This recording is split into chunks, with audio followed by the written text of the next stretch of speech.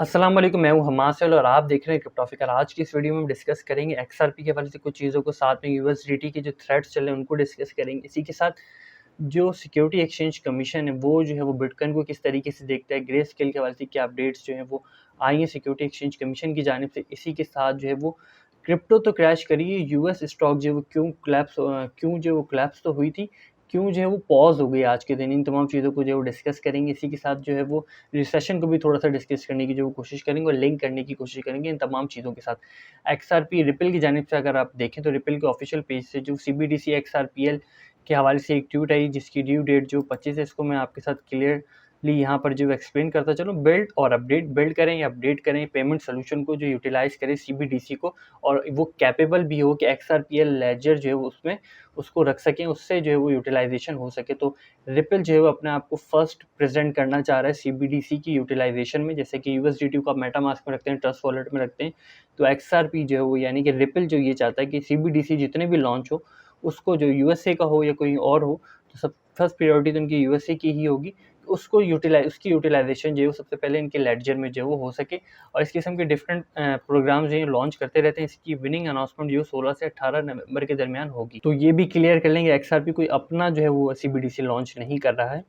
अब यहाँ पे देखें तो ग्रे ग्लैंसर है, ये सिक्योरिटी एक्सचेंज कमीशन से इनका ताल्लुक है। अब एलनॉर ट्रेंट है, ये फॉक्स न्यूज़ की जो जर्नलिस्ट है, इन्होंने रिपोर्ट किया है कि ग्रे ग्लैंसर जो है वो के स्टेटमेंट है कि वो बिटकॉइन को जो एज अ कमोडिटी देखते हैं, लेकिन डिफरेंट क्रिप्टो करेंसीज को जो वो कमोडिटी एज अ कमोडिटी नहीं देखते हैं। तो ये स्टेटमेंट काफ़ी ज़्यादा फेवरेबल कर सकता है ग्रे स्केल की स्पॉट बिटकॉइन की जो लिस्टिंग है उसके लिए फेवरेबल हो सकता है। साथ ही इनका ये कहना है कि डिफरेंट करेंसीज जो हैं वो जो है उसको ये कमोडिटी की कैटेगरी में जो वो नहीं रखते हैं। लेकिन जो यूएसए का कॉन्स्टिट्यूशन उसमें ये सजेशन दी गई है कि क्रिप्टो करेंसी को जो है वो इनका जो सीएफटीसी है, कमोडिटी फ्यूचर ट्रेडिंग कमीशन है, उसमें जो है उसको ऐड किया जाए। तो ज़ाहिर-सी बात है कि सीएफटीसी में इसको जो है वो रेगुलराइज़ किया जाएगा क्रिप्टो करेंसी को, या सिक्योरिटी एक्सचेंज कमीशन में रेगुलाइज़ किया जाएगा, जिस सेक्शन में भी किया जाता है। तो उनकी तरीके से एकदम उनका होल्ड होगा क्रिप्टो करेंसी के ऊपर, या उनकी कमाई का एक ज़रिया होगा। तो इन दोनों इदारों के दरमियान भी आपको फ़ाइट होते हुए आने वाले वक़्त में जो नज़र आ सकती है। इसी के साथ देखें यूएसडीटी को, तो यूएसडीटी के हवाले से जो है वो प्लाओ आर्डियानो, ये जो इनके चीफ टेक्निशियन ऑफिसर हैं यूएसडीटी के। तो बिटकॉइन आर्काइव की जानिब से एक ट्वीट की गई कि इसमें बताया गया कि हेज फंड जो हैं वो बोरो किए जा रहे हैं, जिसमें जो ट्रिगर किया जा रहा है यूएसडीटी की शॉर्ट पोजीशंस को, जब से टेरा लूना का जो कोलैप्स हुआ, इस पे जो है उन्होंने दोबारा से जो एक तरह का बयान दिया। इससे पहले भी इन्होंने बयान दिया था, आई कार्ड में वीडियो नज़र आ रही होगी, जिसमें इन्होंने तमाम चीज़ों को एक्सप्लेन किया था किस तरीके से जो है वो शॉर्ट पोजीशंस बाइनेंस पे जो है वो लगाकर जो है वो यानी कि ट्रैक्स को जो है वो कोलैप्स करने की कोशिश की गई थी। जस्टिन ने भी जो है उस चीज़ को रिपोर्ट किया था।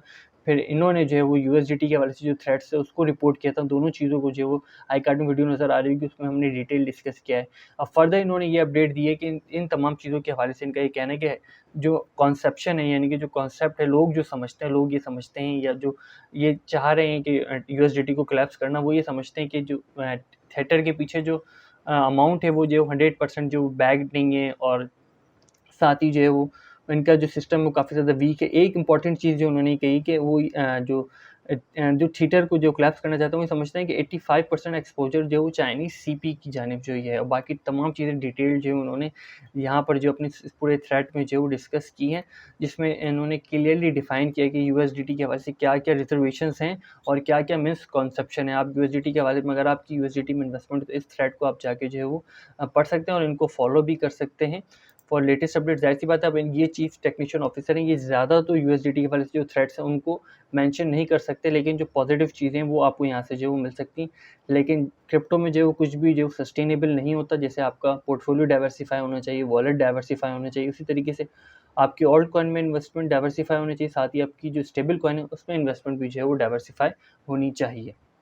अब ज़रा देख लें, यहाँ पर आपको जो क्रिप्टो बबल में कुछ कॉइन्स जो है वो गेन करते हुए नज़र आते हैं। साथ में हमको लूना को देखते हैं, तकरीबन अराउंड अबाउट 40% जो है वो LUNC लूना सी जो है वो गेन करता हुआ नज़र आता है। तो डूकॉइन के हवाले से एक बयान आया था, जिस बयान में जो है वो किसी बंदे ने जो डूकॉइन से जो है वो कोई वीडियो पैगाम जो भेजा है। अब उसके बाद से जो LUNC में जो है आपको इन्वेस्टमेंट होती हुई नज़र आ रही है, काफ़ी ज़्यादा फ्लक्चुएशन होती हुई नज़र आ रही है। तो एक्चुअली चीज़ वर्क किस तरीके से करी है वो मैं यहाँ आपके साथ शेयर करता चलूँ। यहाँ पर आप देखें तो यूएसडीटी से बाय फ्लो जो है वो जा रहा है BUSD में, और BUSD से आप देख सकते हैं लूना सी में जा रहा है, और लूना सी से जो ये अमाउंट निकलती हुई USDT में आ रही है। तो USDT का जो बाय फ्लो है वो आपको जो है वो लूना में नज़र नहीं आता, तो आप इस चीज़ को भी अज्यूम कर सकते हैं कि जो लूना सी का जो ये पंप है ये बाइनेंस से जो है वो किया जा रहा है BUSD की मदद से।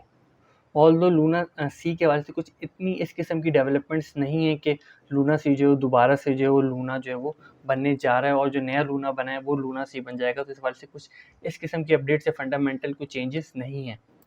वर्ल्ड फाइनेंशियल मार्केट को देख लें तो आपको कुछ ज़्यादा ग्रीन नज़र आती है, रेड नज़र आती है, लेकिन इतना ज़्यादा गेन आज के दिन में जो है वो नज़र नहीं आता। ये मैं आगे आपके साथ जो डिस्कस करूँगा। वर्ल्ड फाइनेंशियल मार्केट को देख लें तो आपको ऑल ही जो ग्रीन नज़र आता है, यूएसए में हल्का फुल्का जो है वो रेड नज़र आता है, साथ में चेक रिपब्लिक, इटली, फ्रांस, ग्रीस भी जो है वो आपको रेड नज़र आता है, लेकिन इतना ज़्यादा रेड नहीं है। और ये पॉज क्यों हो गया, ये लाइट रेड क्यों है, इन तमाम चीज़ों को थोड़ा आगे जाकर डिस्कस करते हैं। इसी के साथ थोड़ा सा ग्रॉस डोमेस्टिक प्रोडक्ट GDP जो यूएसए की उसको डिस्कस कर लें, रिसेशन के साथ किस तरीके से लिंक कर रही है, इसको शॉर्टर टाइम में जो डिस्कस करते हुए आगे चलते हैं। यहाँ पर अगर आप देखें तो आपको नज़र आता है -1.5 जो वो 26 मई का GDP फिगर था यूएसए का, और नेक्स्ट जो वो 29 जून 2022 को आना है Q1 का, और फोरकास्ट की जा रही है -1.5%। अगर ये इससे थोड़ी सी भी ज़्यादा आ जाती है तो भी जो है वो आपको मार्केट में एक फोमो नज़र आ सकता है, पैनिक नज़र आ सकता है, और जो है वो इन्वेस्टर मार्केट को हैवीली एग्जिट करता हुआ नज़र आ सकता है according to fundamentals.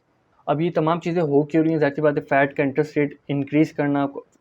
Rate increase होने से कंज्यूमर प्राइस इंडेक्स का जो है वो ख़राब हो जाना, उसके बाद जो GDP का गिर जाना है, तमाम चीज़ें जो लिंक करती हैं इंटरेस्ट रेट के साथ, फेड के जो इंटरेस्ट रेट है, जिसको पीटर स्किफ भी जो क्रिटिसाइज़ कर रहे हैं। आप चाहें तो पीटर स्किफ को भी जो है वो फॉलोअप कर सकते हैं। ये नेगेटिव न्यूज़ जो है उनको ज़्यादा देते हैं, तो आपको वहाँ से एक बेयरिश फैक्टर जो अच्छा खासा मिल जाता है। रिसेशन के हवाले से इन्होंने जो ट्वीट की है, और ये कंटिन्यूसली क्रिटिसाइज़ करते रहें फेड को। साथ ही जो उन्होंने एक चीज़ और भी इन तमाम चीज़ों में कही है, लेटेस्ट जो ये कहा है इन्होंने कि फेड ने जो है वो इंटरेस्ट रेट को काफ़ी सालों तक जो है वो लो रखा, जिस वजह से अब उनको इंक्रीज़ करना पड़ा, और रिसेशन जो आ रहा है तो इनके नज़दीक जो है वो इंटरेस्ट रेट या तो आप ख़त्म कर दो, या फिर आप रख रहे हो तो थोड़ा बहुत एटलीस्ट रखो, कि ताकि आपको बाद में जो है बहुत ज़्यादा बढ़ाना ना पड़े, जिससे जो है वो इकोनॉमी डिसबैलेंस हो।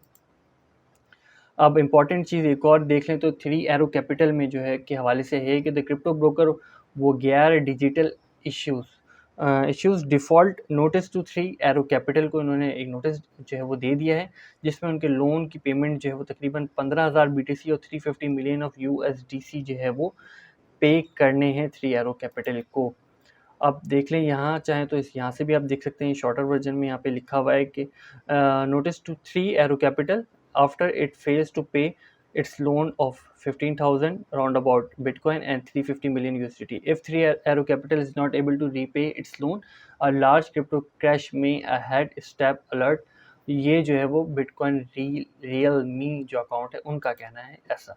अब देख लें, Russia default on foreign depth for the first time since 1981। ये न्यूज़ जो बहुत ज़्यादा चल रही है, ये तो ज़ाहिर सी बात है न्यूज़ चल रही है, ये स्टेटमेंट है, यूएसए का स्टेटमेंट है। अब इसके ऊपर रशिया का क्या स्टेटमेंट, तो इसके ऊपर रशिया का ये स्टेटमेंट है कि हम डिफ़ॉल्ट नहीं हुए हैं, अगर यूएसए को कोई पेमेंट चाहिए तो हमारी जो सैंक्शंस लगे हैं हमारे ऊपर, जो हमारे अकाउंट फ्रीज किए हैं, वहाँ से पेमेंट निकाल कर अपने इस्तेमाल में ले लें। तो ये दोनों बयानात को जो मैंने आपके साथ शेयर कर दिया, एक वो फैक्टर जो कह रहा है यूएसए डिफ़ॉल्ट हो गया, रशिया जो है वो डिफ़ॉल्ट हो गया, और रशिया का बयान जो है वो इसके ऊपर ये है कि हम डिफ़ॉल्ट नहीं हुए, आप चाहें तो हमारे अकाउंट जो आपने फ्रीज किए वहाँ से पैसा निकाल कर इसको यूटिलाइज़ कर सकते हैं।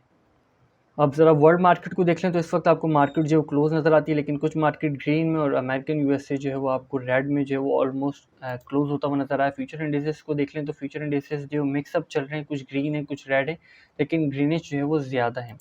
इसी के साथ ज़रा देख लें, आपको नज़र रखनी पड़ेगी USDD का पैच जो है वो ज़्यादा डिस्टर्ब नहीं होना चाहिए, और फौरी जो है वो रिकवर भी नहीं करना चाहिए। इसी के साथ आपको देखें तो USTC टेरा का जो तकरीबन 50% जो है वो इंक्रीज़ करता हुआ नज़र आया है, और USDT का जो पैच है वो भी अपने आप को मेंटेन कर रहा है with respect to the time, और BUSD का पैच जो है वो कभी कभार डिस्टेबल हो रहा है इन डेट्स में। अब ज़रा देख लें S&P 500 इंडेक्स को, तो आपको नज़र आता है ये वाला कौन सा रीजन था, ये वाला रीजन राउंड अबाउट, ये जो कैंडल आपको नज़र आती है ये S&P 500 इंडेक्स की ओपनिंग थी। इस पोजीशन से जो S&P 500 इंडेक्स ने जो है वो ओपनिंग ली है, और यहाँ पर आप देखें एक रेड कैंडल बनाई, और रेड कैंडल बनाने के बाद जो थोड़ा सा नीचे क्रैश की, तो इसी के साथ साथ क्रिप्टो भी कोरिलेट थी, वो बिटकॉइन भी कोरिलेट था, बिटकॉइन भी जो क्रैश की, फिर जो इसने गेन लेना शुरू करा लिटिल, वो गेन जो है वो बिटकॉइन इस पोजीशन तक जो नहीं ले सका था जब तक S&P 500 इंडेक्स जो है वो ओपन थी। अब आप देख सकते हैं कि कोई खास वेरिएशन जो है आपको नज़र नहीं आती, एक तरीके से मार्केट जो है वो स्टक नज़र आती है। अकॉर्डिंग टू मी मुझे ऐसा लगता है कि मार्केट शायद वेट कर रही है कि जो जीडीपी के जो फिगर्स हैं वो आ जाएँ, उसके बाद जो है वो आपको मार्केट कुछ रिएक्ट करती हुई नज़र आए, या जीडीपी फिगर्स के हवाले से कुछ कॉल्स जो है वो सामने आ जाए, उसके बाद आपको मार्केट जो है वो उन फिगर्स के हिसाब से जो है वो रिएक्ट करती हुई नज़र आए। साइडवेज मूवमेंट को जो है वो आप देख सकते होंगे, यहाँ पे नोटिस कर सकते होंगे। सिर्फ ये जब S&P 500 इंडेक्स खुला उसके बाद से जो है वो आपको ये नीचे आती हुई क्रिप्टो करेंसी बिटकॉइन नज़र आया है, और उसके बाद से दोबारा से साइडवेज मूवमेंट पे ही जो है वो ट्रैवल आउट कर रहा है। तो जाहिर सी बात है, जब साइडवेज मूवमेंट होती है इस बात के ज़्यादा चांसेस होते हैं, जब बेरिश तमाम चीज़ें हैं तो बिटकॉइन आपको थोड़ा और नीचे आता हुआ नज़र आ सकता है। इसी के साथ वीकली कैंडल को देख ले तो नेक्स्ट वीकली कैंडल जो है वो क्लोज हो गई, न्यू वीकली कैंडल खुली। अब ये दोनों वीकली जो कैंडल्स हैं वो स्टिल जो वो 200 वीकली और 300 वीकली मूविंग एवरेज के जो है वो बीच में ही ट्रैवल आउट कर रही हैं। तो ये डॉलर कॉस्ट एवरेज के तहत जो बाइंग टाइम होता है, बाइंग पीरियड होता है, जिसको आप बिटकॉइन पावर लॉ के तहत भी जो है वो देख सकते हो, power law corridor lock curve के तहत भी जो देख सकते हो, वहाँ पे अपनी एक रिस्क मैनेजमेंट के साथ जो इन्वेस्टमेंट जो है वो कर सकते हो। इसी के साथ अगर आप लिक्विडेशन को देखें तो तकरीबन लास्ट 24 आवर में 61,000 के करीब अकाउंट जो है वो लिक्विडेट हुए। जिस तरह डे बाय डे जो है वो शॉर्ट एंड लॉन्ग की पोजीशन स्क्वीज होती जाती, छोटी होती जाती, लिक्विडेशंस कम होती जाती हैं, तो इस बात के ज़्यादा चांसेस बढ़ जाते हैं कि जो नेक्स्ट जो है वो आपको हैवी लिक्विडेशन जो है वो देखने को मिल सकती है, आइदर वो लॉन्ग में हो या शॉर्ट में हो।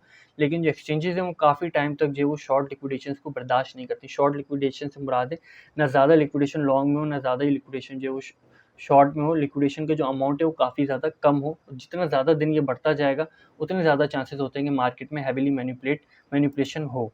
यहाँ पर अगर आप देखें तो आपको नज़र आता है कि लास्ट 30 डेज़ में तकरीबन 83,000 के करीब BTC जो मार्केट से एग्जिट हैं। किसी भी टाइम अगर ये री एंट्री लेते हैं तो आपको एक और जो है वो मार्केट में फेयर नज़र आ सकता है और फेयर ऑफ मिसिंग आउट भी नज़र आ सकता है। अब लास्ट 17 जून का है आई थिंक ये, जी 17 जून का है, जब बिटकॉइन की प्राइस जो 17,000 तक गई थी, तब जो है वो कैनेडियन, या मैं आपके साथ शेयर करता हूँ, कैनेडियन एक्सचेंज से जो है वो आउटफ्लो हुआ था BTC का। तो ये भी एक तरीके से एज एन रिकॉर्ड जो हमें पता होना चाहिए कि किस टाइम फ्रेम में जो है वो किस एक्सचेंज से जो है वो BTC का आउटफ्लो हुआ, जिसके बाद से जो है वो आपको एक क्रैश नज़र आया। आप यूएसए की जीडीपी की जो फिगर्स आएंगी उससे कितना लिंक करते हो बिटकॉइन को, क्रिप्टो करेंसी को, कमेंट में ज़रूर मेंशन करना। क्या वो इम्पैक्ट दिखा पाएगी जीडीपी की जो फिगर्स हैं। इसी के साथ जो है वो सिक्योरिटी एक्सचेंज कमीशन का बिटकॉइन को कमोडिटी कहना है, क्या ग्रे स्केल की स्पॉट की ETF की लिस्टिंग को जो है वो फैसिलिटेट करता है। आपकी इन तमाम चीज़ों के बारे में क्या राय है, कमेंट में ज़रूर मेंशन कीजिएगा। और USDT में स्टिल कितना थ्रेट आपको नज़र आता है। फिल वक्त तक के लिए इतना ही। इस फकीर को अपनी दुआ में याद रखिएगा। खुदा हाफिज़। नासिर फ़ी अमान।